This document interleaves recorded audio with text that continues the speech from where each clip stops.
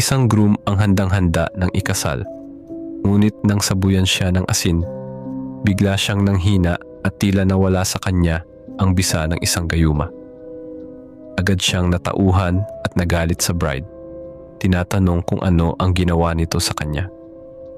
Ang nakakagulat, hindi lang ito ang unang beses na nadawit ang pangalan ng bride sa isang kontrobersya.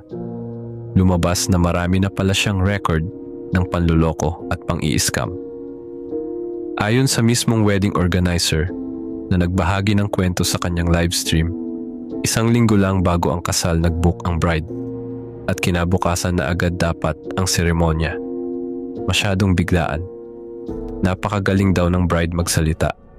Konyo, fluent sa English, at sobrang convincing. Dahil dito, kahit walang down payment o anumang bayad, pumayag ang mga suppliers at organizers na ituloy ang event.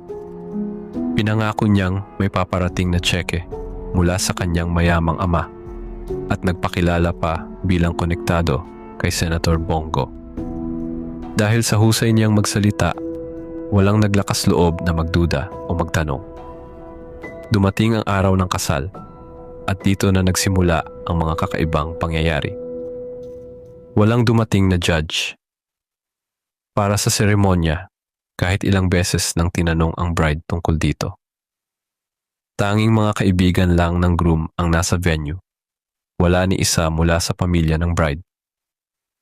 Ayon sa kanya, nasa hotel daw sila at paparating pa lang.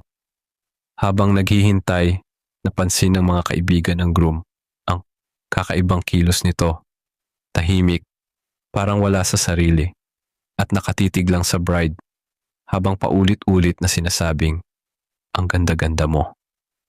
Para siyang nasa trance, hindi pinapansin ang sinuman sa paligid niya. Dito na nagsimulang magduda ang kanyang mga kaibigan. May isang nagmungkahi na sabuyan siya ng asin.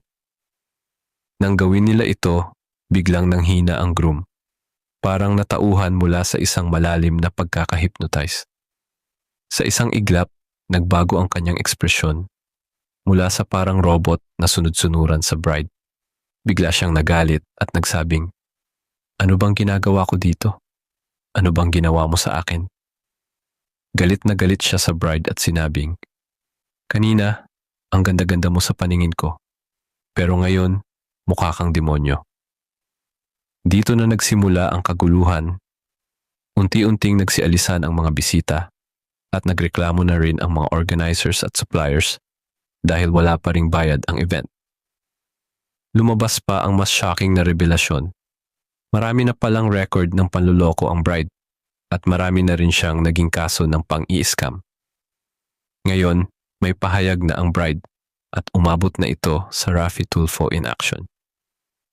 Habang patuloy na iniimbestigahan ang kaso, maraming tao ang gustong malaman. Totoo kaya ang gayuma? Talagang nakakaapekto ba ito? At epektibo ba talaga ang asin bilang panlaban? Ano sa tingin mo? May katotohanan kaya ang mga paratang laban sa bride? O may iba pang hindi natin alam sa kwentong ito? Tara, pag-usapan natin sa comments. At kung gusto mo pang makakuha ng updates sa ganitong mga nakakakilabot na kwento, huwag kalimutang i-like, i-share at i-subscribe sa channel na ito.